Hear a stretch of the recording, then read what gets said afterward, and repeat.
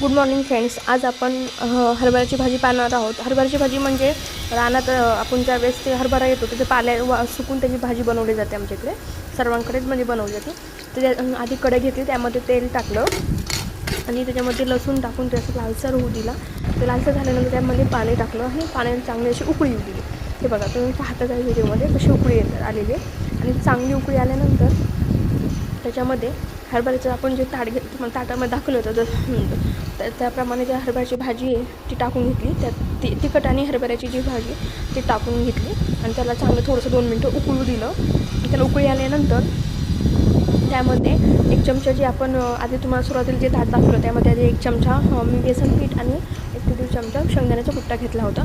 त्याप्रमाणेच हे थोडीशी भाजी उकळल्यानंतर म्हणजे भाजी चांगली उकळल्यानंतर त्यामध्ये 1 चमचा जे बेसन पीठ घेतलं होतं ते टाकून घेतलं, ते हलवून घेतलं आणि त्याच्यानंतर थोडंसं जे कुट्टा घेतला होता आपण शेंगदाण्याचा भाजलेला ते टाकून घेतला.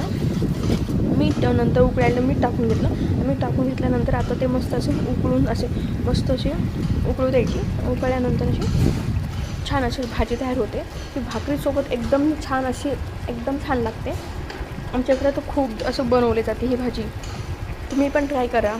आम्ही काय काय घ्यायचं हे तुम्हाला व्यवस्थित सांगितलं. जास्त काहीही याच्यामध्ये लागत नाही. एकदम खूप अशी सोपी पद्धतीची भाजी आहे. तुम्ही पण बनवा आणि प्लीज मला कमेंटमध्ये सांगा कशी लागली. थँक्यू.